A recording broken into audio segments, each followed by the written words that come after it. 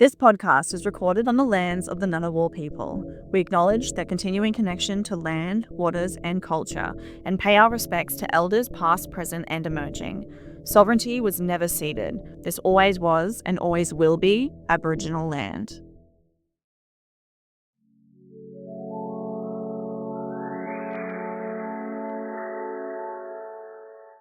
Before we dive into today's episode, I do want to acknowledge that some of the topics discussed may be triggering or difficult for some people to hear. If you or someone you know and care about is affected by intimate partner violence or abuse, please consider reaching out for help. You are most definitely not alone. The Run Bitch Run podcast is dedicated to the women in Australia that are taken from us every year due to intimate partner and gender-based violence. The attitudes of men in this country towards women paints a very ugly picture. Fervent denial of gender inequality, victim blaming, and the instant dismissal of abuse claims when a woman steps forward all contribute to the culture of violence that we bear witness to every single day. This podcast aims to help women spot the red flags before it's too late. When we see the signs, we can break the cycle.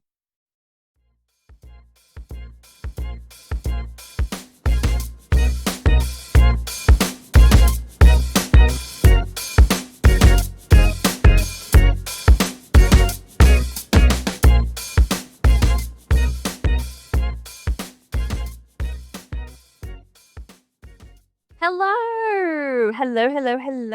Welcome to the second episode of the Run Bitch Run podcast. Remember, you have to say it slightly off, slightly weird every time you say it. Otherwise, it just doesn't have the same effect. So, Run Bitch Run. It's getting worse every time I try, but that's fine.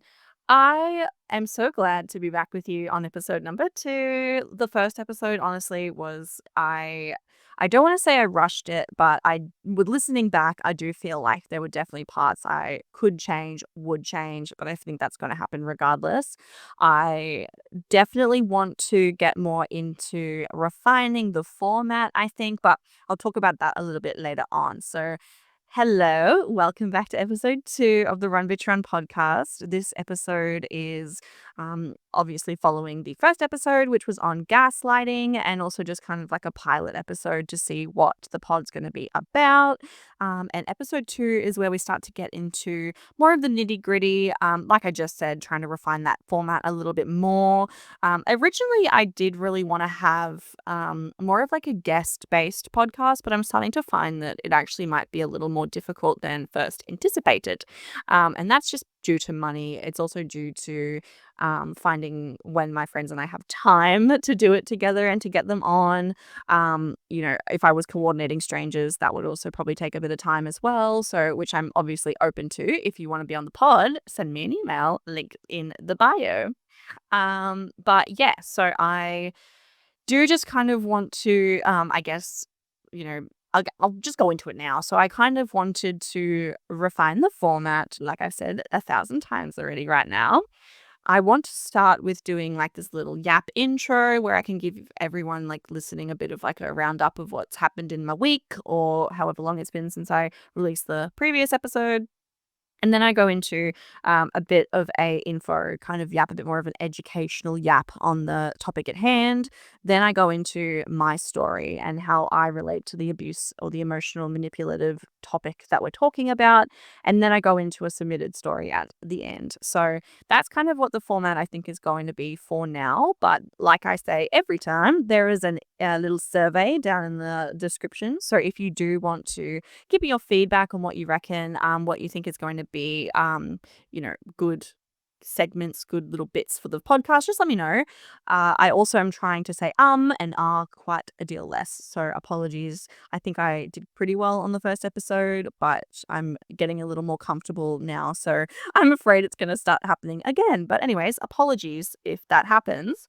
So moving forward, I also realized when I was listening back to episode 1 that I started to give a bit more of an intro to myself and then I kind of stopped. So I think the only thing that people know about me, if you don't know me already, is that I'm 28, I'm pansexual, and I'm polyamorous. Oh, and I live in Canberra. So those are actually not the most fun things about me. I love animals. I'm a big animal lover. I play a lot of video games, so feel free to always message me about video games if you want to chat.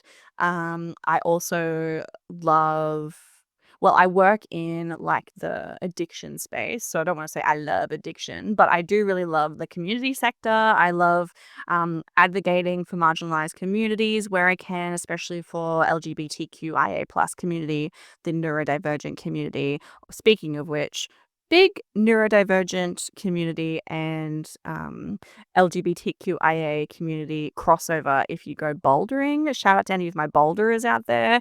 I do love a little bit of bouldering, and recently I've tried to kind of get myself back into a bit more of a fitness routine, I suppose. So, any advice that anyone has about getting into shape would be so appreciative.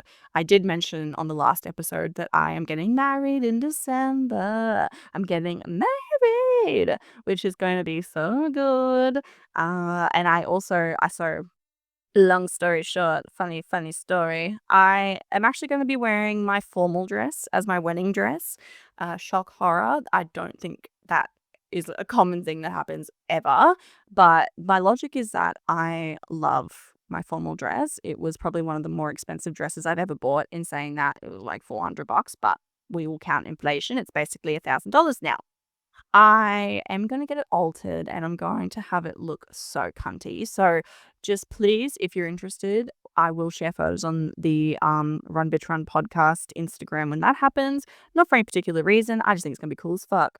And yeah, I think that is a pretty decent intro to me. I will obviously over time goes on probably introduce more aspects of me. I'll kind of talk more about my background, a bit more about, I think largely the podcast is going to be talking about my abuse, which, it can be a little bit of a Debbie Downer. So I'm going to try and put in, as much of that kind of fun, positive spins of my personality where I can. I, did tag this podcast as a comedy. So if you don't like my sense of humor, I'm so sorry, but too bad. You can watch or listen to something else. I have once again lost completely where I was at. I swear I have notes when I do this. I think I'm still in the mode where I'm trying to get everything out at once. And so I'm speaking both very quickly, but to me, in my mind, very, very slow. So, anyways, I wanted to mention so as I'm recording this, it's Sunday, the 23rd of March. On the 15th of the 3rd, which funnily enough is also my mother's birthday. I went to the She Matters rally, which was I think it was nationwide organized by the Australian Femicide Watch. But there's a woman who is a journalist. Her name is Sherelle Moody, and I believe she runs the Australian Femicide Watch and also the the Red Heart campaign, which is a memorial to women and children lost to violence. But the rally that I went to, the She Matters rally, was organized by Sherelle Moody on behalf of the Femicide Watch, I believe. So if you ever see the graphics about counting the number of women killed in 2025, for instance, it's often it's often a graphic from Sherelle. So if you want to keep up, I mean, obviously we shouldn't have to keep up with this grim, but if you do want to keep up, I do think that she's really great to follow. I think she posts a lot on this topic that you might find useful. I won't go too much more into it just because I think that she can kind of talk about the rallies and things a bit better than me. So I would highly recommend you have a look through and see what those rallies look like. They were awesome. Like you guys know, I'm in Canberra, so I went to the Canberra-based one. In terms of turnout, it was definitely not as big as the last year's what were you wearing rally, which I wanted to note because it's really fucking difficult to turn up. It's actually really difficult to turn up to these rallies. And so if you're somebody that has been considering coming, but you are kind of on the fence because it can be quite re-traumatizing, I want you to know that I see you and that you don't have to, in my opinion, feel bad about that. I think that if you can show up, it's great and that you should. If you can't show up, I think sharing it on social media, donating to causes when you can, I think there are still things that you can do that don't necessarily put you in the position to be re traumatized. So if you did see this come up and it was just kind of maybe bad timing for you, or I would, suggest, I would encourage you, obviously, go to a rally and go to the next one. But I did just want to say, I do have friends that it can be quite difficult to show up when everyone around you is talking about the worst of society, rape, murder, femicide. It's very heavy, and not everyone is up to that all the time. So if you can show up, please do. If you can't, there's always ways that you can advocate and eh, you know go for change, or what's the word I'm looking for? Strive for change in different ways, in the ways that you can. So again, rally was awesome.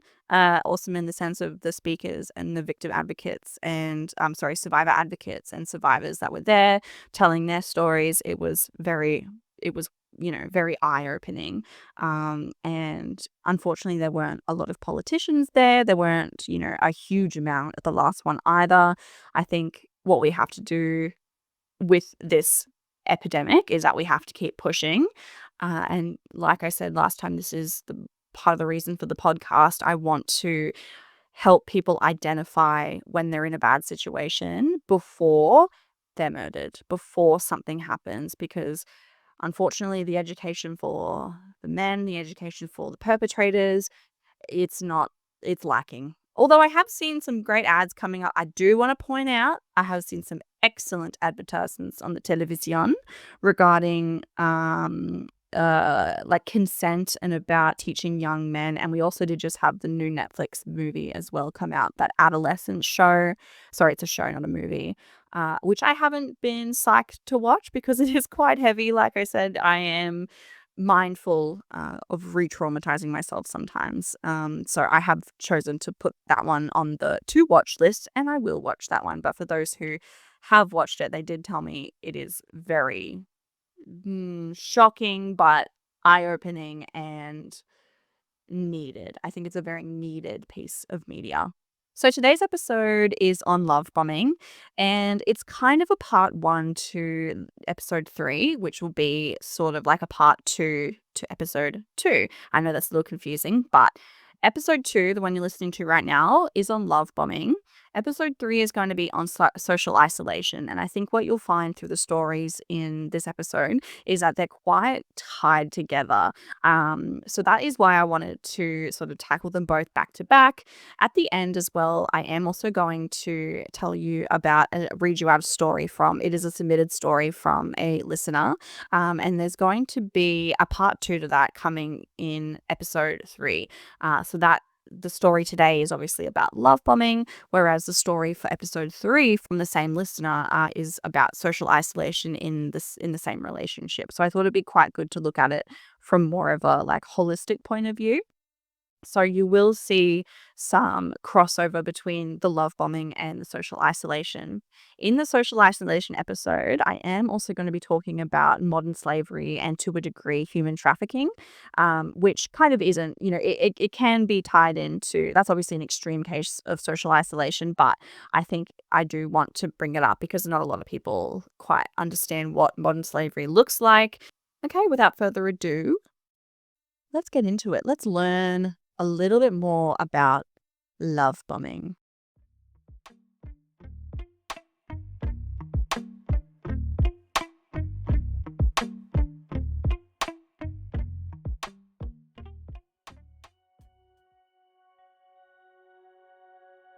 If I said the term love bombing to you, what comes to mind? Love bombing is described as grand gestures or displays of affection, typically early on in a new relationship. The expression was initially coined by members of the Unification Church of the United States during the 1970s, with psychology professor Margaret Singer writing, "As soon as any interest is shown by the recruits, they may be love bombed by the recruiter or other cult members. This process of feigning friendship and interest in the recruit was originally associated with one of the early youth cults, but soon it was taken up by a number of groups as part of their program for luring people in. Love bombing is a coordinated effort, usually under the direction of leadership that involves long-term members flooding recruits and newer members with flattery, verbal seduction, affectionate but usually non-sexual touching, and lots of attention to their every remark. Love bombing, or the offer of instant companionship, is a deceptive ploy, accounting for many successful recruitment drives. Since then, abusers from all walks of life have caught on to the fact that this manipulation tactic can be incredibly useful in helping them to achieve their goals. In 2017, Dale Archer MD wrote a fantastic article for Psychology Today on the topic of love bombing, wherein he details a relationship that his client experienced. Lisa, a 30-year-old patient, came to see me regarding a tumultuous relationship.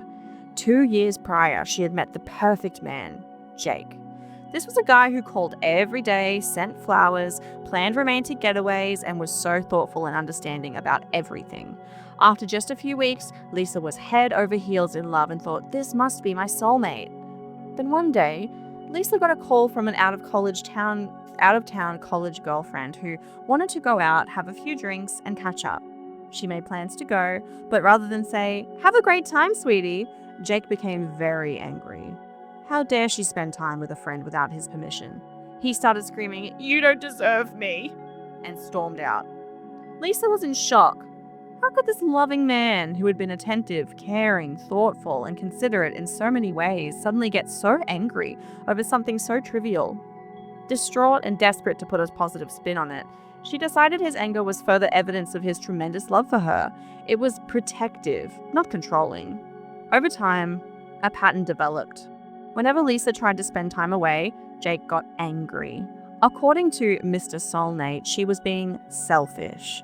Any desire to maintain past friendships simply proved that their relationship wasn't enough and wasn't meant to be. During these times, he would belittle her and say she would never find someone like him again. Eventually, he would break up on the spot and disappear. Then after spending some time apart, usually about as long as it took Lisa to stop feeling completely devastated, the perfect version of Jake showed up again, flowers in hand, professing his love, saying they had to make it work, and this time would be different. This pattern repeated at least 5 times over 2 years. Somewhere in the middle of the craziness, driven by confusion and frustration, Lisa came to see me for help. But despite being in therapy, it still took several more cycles before she took charge of the situation and ended things for good. While the pattern or cycle of abuse often looks similar in retrospect, one person's story of love bombing might look completely different to yours, but the impact is always the same. It's about what you define as love. Someone who is deprived of intimacy would feel more strongly about someone wanting to hug them all of a sudden than someone who is used to that level of physical contact. Someone who grew up wealthy might not see getting gifts as love bombing, but others who grew up without the basics would. It can be hard to differentiate genuine care and kindness from an abusive person taking advantage of and manipulating you, especially if you've only recently met this person and you're thinking, but maybe this is just who they are. If you're concerned about whether or not you're currently being love bombed, here's a few red flags to look out for. 1, your partner gives you excessive compliments. 2, they want your constant attention and demand that your time is only spent with them. 3, you receive frequent calls and messages from them, often wanting to know where you are, who you're with, and what you're doing. 4, they often get jealous when you're with others. 5, they might mirror you and suddenly start to adopt your interests that they didn't want to really take any interest in beforehand. 6, they constantly gift you presents, particularly expensive ones, but like we said, it could be anything. 7, they introduce you to their inner circle quickly and push you to do the same with yours. 8, they are very keen to get things moving fast, whether that's moving in together, saying, I love you, very early in the relationship, or declaring you're their soulmate. Or 9, guilt tripping you if you set boundaries, or if you set boundaries and then try to enforce them. Keeping all of that in mind, the one singular key thing that you should be looking for above all else is consistency. Is your partner someone who is able to keep up the affection and attention they give you now, or are they simply just lulling you into a false sense of security? If you answered yes to a number of those, unfortunately, you might be getting love bombed.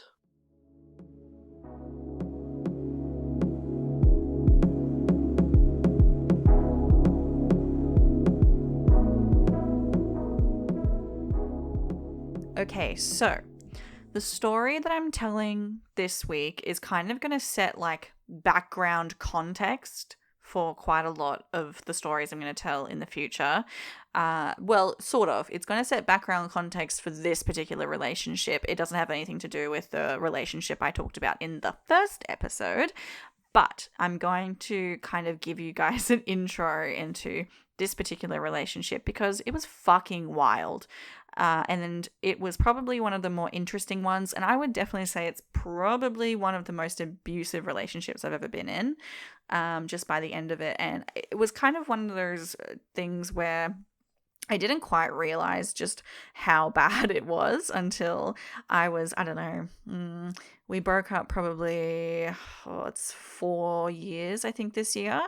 Or it would have been, it's about like the 4-year anniversary of us breaking up finally, was recently. So I think, like 2 months ago. But I don't know. I just think that I will go into more. I will go into more detail kind of as we go on in the podcast because I think there's going to be a lot of different little topics that it's going to relate to, but just about specifically like love bombing, and then I'll also go into social isolation as well on the next episode. But that is going to be, so what I'm trying to say is this is going to set background context for whenever I reference this abusive ex moving forward. I don't know how I'm going to reference this man. I think I'm just going to reference him as X. And I'll be honest, he was also my boss when we were dating for a bit of a time. So at some points, especially at the start, I am going to also refer to him as my boss. But maybe if I refer to him in future episodes, it'll be like my boss X or the most abusive X. I don't know. We can workshop that, but I'll get into it. And just to set the scene, we basically met at a vacuum store. Now, if you're Australian, you will know there's probably one vacuum store that you can name if someone asks you for some reason to name a vacuum store. I'm not going to name them just because a little bit shame, honestly, a little bit shame that I was a vacuum saleswoman. Did I do a great job? Obviously. Did I have to leave because the management found out I was dating my boss? Also, yes, that is a different story for another time. So just to set the scene, this story begins in 2019 while I was working at an Australian vacuum store. Okay, so this relationship was pure mess. At the start of the relationship, at the end of the relationship, within the relationship, pure mess. Okay, so it's 2019. I'm working at a vacuum store. If you've seen my TikTok, I did tell a story on there about I had an ex-partner who almost gave me HIV, which I did a whole TikTok on that, and I might retell the story on the pod at some point if it's relevant, but if you're interested now, you can just find it on my TikTok, which I think I will link in the description. But I was with my ex, when I started working at this vacuum store. And pretty much me and that ex broke up. But while we were together, we were polyamorous. So I had been kind of growing closer with my boss at the time, my boss / abusive ex, who was also going through like a divorce separation. And so we'll get into that. So, working at the vacuum store, working with my ex, my boss, and his best friend that also lived with him started working at the vacuum store as well. He had worked there previously. He'd left to go pursue some sort of dream or goal. Didn't work out. Came back to the vacuum store. As it happens, we've all seen that movie. We've all seen that story. At the time, my boss, his best friend, and his wife all lived in the same house. I think because the best friend had needed help getting back on his feet, it has been like 4 or 5 years since this happened, so I've forgotten a little bit of things. My boss and his wife had been together since I'm pretty sure high school, and they had 2 very beautiful babies who at the time of this were about 3. And we're not going to really talk about them, obviously. They're not really part of the story. But they will kind of come up a little bit towards the end of this little bit that I'm talking about now. The best friend was also, by the way, this is just a test to how messy this was. The best friend who was also the best man at my boss's wedding, where he married the wife, decided just one day to up and move to Sydney. And we had been kind of seeing each other. We'd been sort of flirting back and forth. We were both single, having a good time. My boss knew, or at least I don't think he actually no. I deliberately did not tell him because the best friend at the time told me, don't tell him because he'll be super weird about it. I since came to find out, or I don't know if they lied to me or not, but apparently they all knew. Everyone knew. I was the only one who didn't know that everyone knew. So that's really great and definitely not manipulative at all. But one day, best friend decides to move to Sydney. And I think things kind of between us started to fall off. He was a bit non-responsive, whatever. I was going through shit with my partner at the time. Even though we were poly, it was very unhealthy poly, not doing it the right way at all, not ethical, very terrible. And so me and the best friend stopped seeing each other, but we were still friendly. We were still kind of texting, a little bit, just because I was still working with his best friend and my boss, and there was a lot of drama happening, which I was kind of on the outside and just kind of peering my little eyes in, because I was very young and just very curious and had my little ear to the door with a proverbial glass. So my boss decides, my boss and his wife decided to separate. I think they were having marital issues, totally none of my business. They were just obviously having a bad time. And I think this has been happening for a while, to be honest, which is a shame for the kids, but it is what happened. And my boss moved in with his mum while the wife and the two kids stayed at the rental that they had. And then, pure mess. All of a sudden, the best friend and the wife decide to confess their love for each other. What the fuck? Effectively ending a very long-term relationship and marriage, as well as a friendship between my boss and his best friend. And, might I remind you, the fucking best man at his wedding. And it was just a complete and total shitstorm. And just a complete and total shitstorm. As you can imagine, this was like some weird, like it'll end up being this weird kind of like couple swap almost. But, none of us really consented to that being the arrangement. It's just kind of what happened. And then after this very shocking confession of love, my boss and I were just kind of left thinking, what the fuck just happened?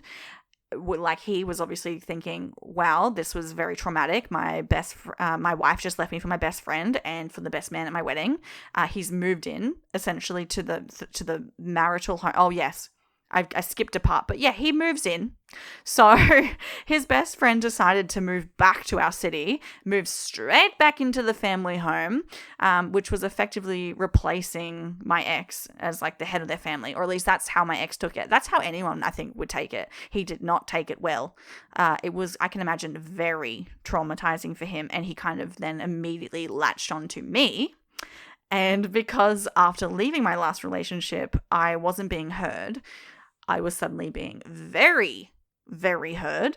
And also I acknowledge that I was most definitely a rebound. So please spare me in the comments. I'm super very much aware of it this many years on, even if at the time he was saying to me, no, Audrey, you're not a rebound.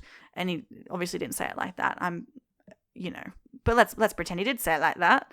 Audrey, you're a rebound. And I ate it up because I was 23. Also, yes, I was 23. I don't really trust anything I did before the age of 26, I'll be totally honest. What the fuck was that about? My boss at the time was 29, so it was like a 6-year age gap, which is pretty normal for me. I tend to date men anywhere from like 4 to 6 years older. At least that's kind of just how it's happened for me. Also, I really only remember the ages that we were because the next year in 2020, he got really upset with me and like started this massive fight because I didn't plan a surprise birthday party for his 30th birthday. Keeping in mind, he had specifically told me he didn't want to celebrate. But I'm a mind reader, yeah? So fuck me, right? Anyway, back to the love bombing. So I think he sort of could tell that in my last relationship, I was not heard, not by his, best friend that I was very casually seeing for a while because he kind of fucked off and was secretly in love with someone else. And also not by my ex that I was polyamorous with. Just I wasn't feeling very heard. And so he decided to hear me, and he didn't want to hear anything but me a little bit too much. I think, responded this way. It was probably anxious attachment. Definitely anxious attachment to me in this moment. I think the thought of losing another woman was probably simply too much to bear, and I think he also cares a decent amount about what other people think of him, which admittedly so do I, but I think that he couldn't, I don't think he wanted to face that to his friends, that he had been with someone after leaving his wife, or after his wife left him, and then they also left him. I think he found that a bit humiliating to consider that possibility. Also, he did not have a healthy relationship with his mum growing up. I won't even get into that. But he did not get to witness a healthy relationship between two consensual adults either. So when I say he fucking latched on. I was living with friends while I was in between rentals, because obviously I had just gotten out of another relationship. And I remember a very specific time that I had accidentally locked myself out of the apartment building and I couldn't get back in, or I think I'd fucked the key or something. I messaged him. Didn't get a response immediately, obviously not, because that's psycho. So I just, retried the door, and then it worked and I was able to fix it. So I went to message him a couple of seconds later, or a couple of minutes later or something, to say, oh, never mind, all good. He was literally in the car, already driving to me. I caught him as he literally got in his car to turn it on, to drive it to me. And he just didn't waste a single second. And at the time, I kind of pinned it. I was like, that's a little odd. He seems a little too keen, Like, I'm used to men being a little more aloof. And I think that at the time I was like, wow, he just really cares. This is awesome. But,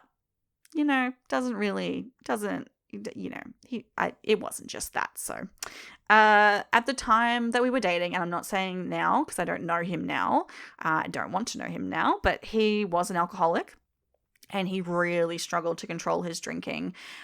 His main hobby was pretty much drinking, and football. Loves the Parramatta Eels, real manly man things, When he would have a day off and I would be working at the aforementioned vacuum store, he would go to the pub near our shared workplace and then come back and see me. This was middle of the day. This was 12 or 1 p.m. And at the time I was like, wow, you're so quirky. This is I'm used to this. Keep in mind, I grew up in Townsville. Okay. So this is not uncommon. This is not unheard of. I'm not used to being surrounded by men that go to the pub on their fucking lunch break, Even so, he wasn't working, but he would, come in and then see me at work. So on multiple occasions, I'm talking 3-4 times, he would Snapchat me or Instagram message, whatever the fuck, message me to tell me that he had won big on the pokies, and he was sending me proof, and it was like grand or major jackpots. So what I'm talking about. It's I think he cumulatively, if that's the right word. I think he accumulated probably 20 grand, if not more, in money from the pokies, which has really given me a toxic, unhealthy view of how the pokies work, because surely he was manipulating that machine. Surely that's just not luck. But he always had this phrase, actually, and it was something like, money always comes around. Money always comes around, Aud. Money always comes around. He also always told me that he would pay his debts. Still owes me 2K, regardless. Money always comes around. I'm still waiting.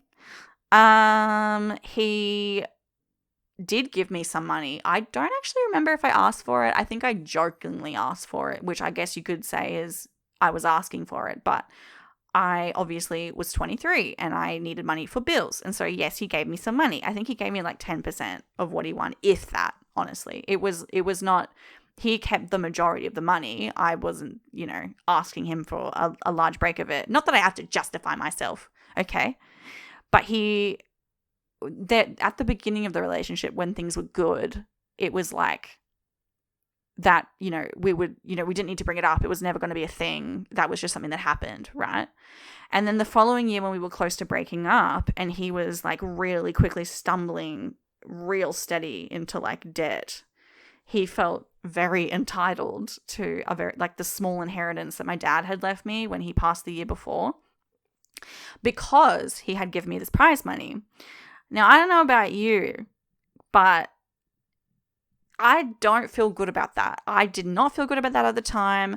I felt like he was trying to, the way he talked about that money, like, I think it was, I can't even remember how much money it was, but at the time, I was saving it so that I could pay off my debts. And he was just basically trying to use it to pay off his debts. He had purchased and crashed his brand new ute, that was a whole thing. I will tell that story another time. Very traumatizing. But yeah, he purchased and crashed a brand new ute, which was like $30,000. He lost his job because he got into a bar fight. Again, that's another story I'll tell another time. And I was supporting him, but I had gone on a part-time roster. So I was basically supporting him and his kids, because we had them 50% of the time, which I didn't mind because I love them very much. But, I was supporting us, and he constantly would be asking me for cigarettes and alcohol, and he would guilt me and he would manipulate me, and he'd make me feel bad that I could afford money for weed when I wanted to smoke my weed. He would get mad at me for that, and he would say, well, he would basically turn it around on me and say that he's not an alcoholic. If he's an alcoholic, I'm addicted to weed. And I had, if you don't understand the way that someone would use weed to help them sleep, which is what I did, and also help with their anxiety, which is what I did, for him, whereas it was impacting his life, me smoking weed didn't impact my life in the way that I was losing my job or crashing my car, but for him, it was. So he would always just say, money comes around, or can you buy me some cigarettes? And it was just so much easier to say yes than start a fight by saying no. And unfortunately, that's real fucked up. And I lost a lot of money because of that. And at the end of the day, he did end up using a bit of the money that I got from my dad. Thankfully, not the majority of it, because I was quite steadfast in that. But so fucked. And I also just really quickly want to come back to something I forgot to mention earlier, the work thing. So obviously dating my boss meant that he was very lenient with me. I've never been someone that felt super comfortable taking advantage of that, so I didn't do anything crazy with that power, but I can very much acknowledge how unfair that was for my peers. And I just want to say there's no means was there any financial manipulation happening on that front, because that would never have sat right with me, or my ethics or my morals. I think so. That was kind of in a good summary, sort of the love bombing that happened, and the ways that I sort of, was dealing with it. I think the thing that I reflect back on and look back on with the most regret is probably in regards to the kids, just because I love them so much and they were just so lovely to me, and they were always even his family, when I met them, was so lovely to me. His mum's another story, but that's fine. I just tried to be the best friend, and the best friend, and the part-time guardian that I could be. I tried to just be the best that I could be for those kids. And my ex and I, towards the end, were just fighting so much. There's just no way it didn't affect them.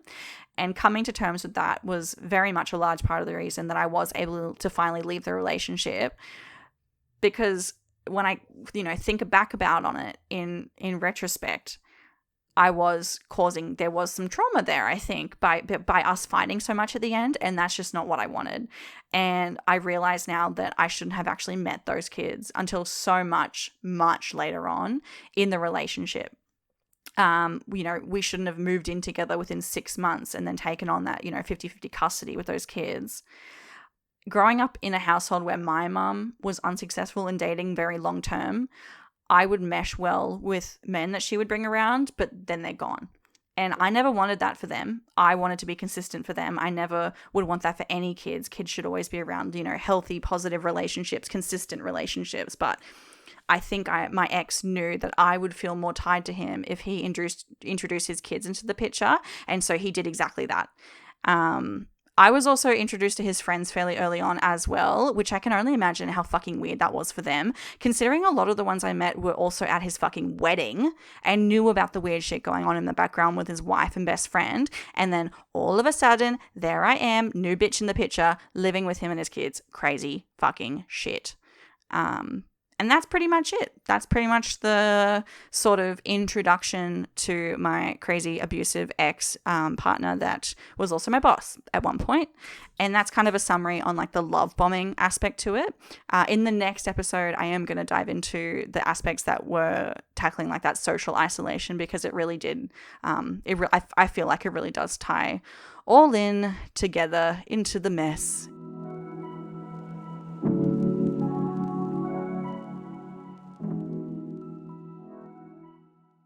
Today's listener story was submitted via email. If you are interested in submitting a story, you can send me a voice note and I can play it on the podcast if you consent. You can send me that through to rbrthepodcast@gmail.com.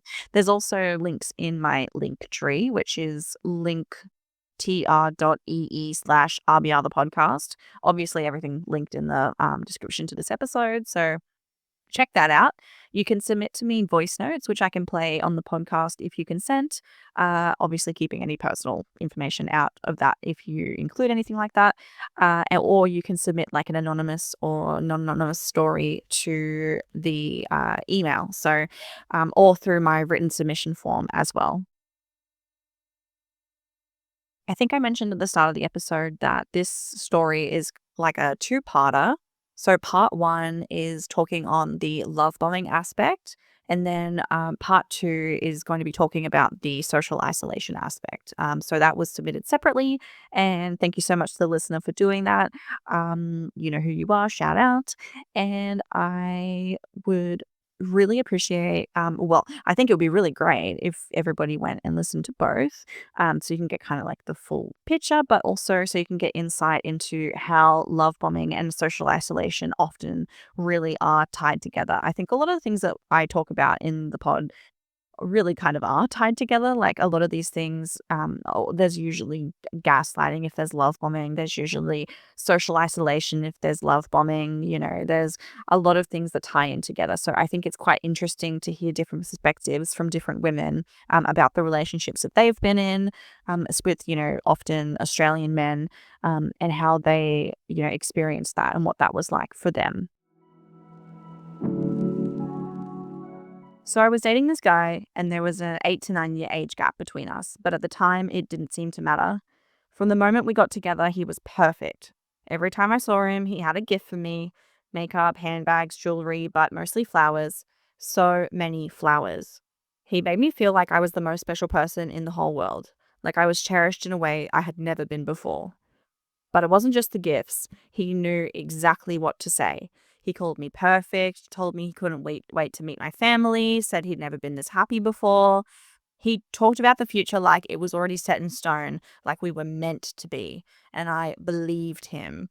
Why wouldn't I? When someone makes you feel that adored, you don't question it, you just let yourself fall. I'll never forget our first Valentine's Day. He had 24 red roses delivered to my work with the sweetest little love letter attached. My coworkers gushed over how lucky I was, and I remember stepping outside, calling my mum, practically in tears, telling her how in love I was. It felt like a fairy tale, like I had finally found the kind of love people write about. But it was all a lie. Turns out every single thing he gave me was stolen either by him or his customers because, surprise, he's fancied himself a small-town drug dealer. And those beautiful 24 red roses for Valentine's Day, yeah, they were bought with my credit card. One that I didn't even know he had a copy of. So in the end, I literally paid for my own love bombing. And by the time I realized what was happening, I was already in way too deep.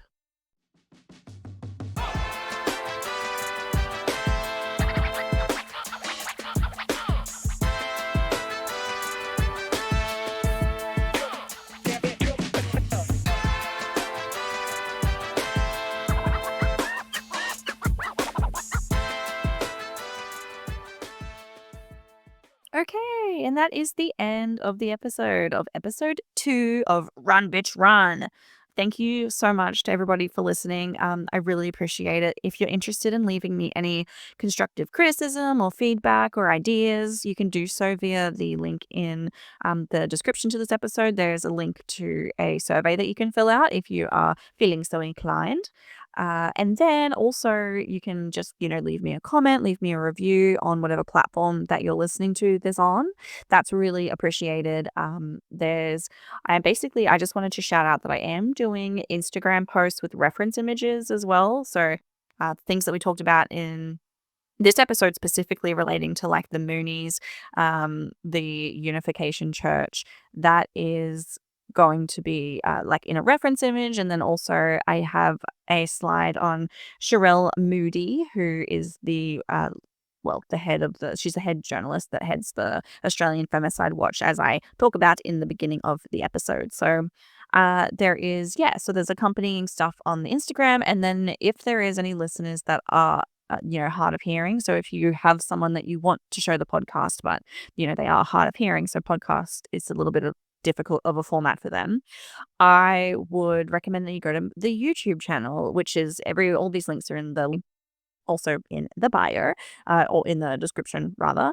And that will basically contain the YouTube channel. Yes, sorry, I went off track there for a second. So YouTube channel just has like subtitles on there. It kind of has a couple of visuals, but mainly it's just a place where if you wanted to consume the podcast, but you're hard of hearing, there's a way for you to do that. So I release that every episode as well. So feel free to share it with anybody that you want to share it with. I think I just really want this to reach, at least one woman and help her realize the signs in her relationship. And like I talk about every single episode, breaking that cycle. So I will see everybody in episode 3. Hopefully well, not see everyone. God, you will hear my voice in episode 3 for the social isolation episode. And then I think after that, I'm going to be doing either reproductive coercion or something else. I can't quite remember what it was, but I've mapped it all out already. It's all mapped out. So, okay, awesome. Okay, I'm going to stop yapping now. I hope everybody that's listening has a really fucking awesome week. And you will hear from me very soon. Bye.